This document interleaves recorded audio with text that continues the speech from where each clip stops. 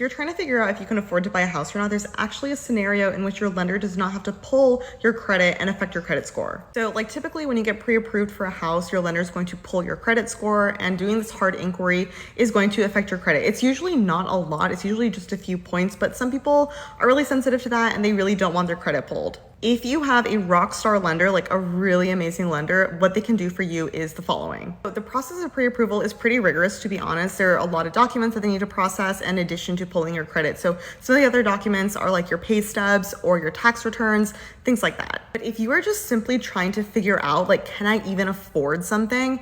You don't necessarily have to have your credit pulled. Instead, what my lenders do, and I have amazing lenders that I work with, and so what my lenders do is that they look at literally everything else except for your credit score. Now, obviously, credit score is like a really huge important part of the conversation, and to get a pre-approval, you will need to do a hard credit pull on your credit report. That's just how it works. But if you're on the fence and you just feel like getting a pre-approval is a little bit early at this point, and you just want to figure out, is it even worth a conversation, or do I need to work on my finances a little bit more to get myself in a position to then later get a pre-approval, you don't have to actually pull your credit. A good lender will be able to look at all of your other documents, including your tax returns, your W-2, 1099, whatever pay stubs you have. They're going to look at all of this information and then determine based on just that, is it even worth pulling your credit? Because in some scenarios, it's not worth pulling your credit because based on the documents that you provide to them, they might suggest, hey, you may not be in the correct financial position to afford the house that you're thinking of.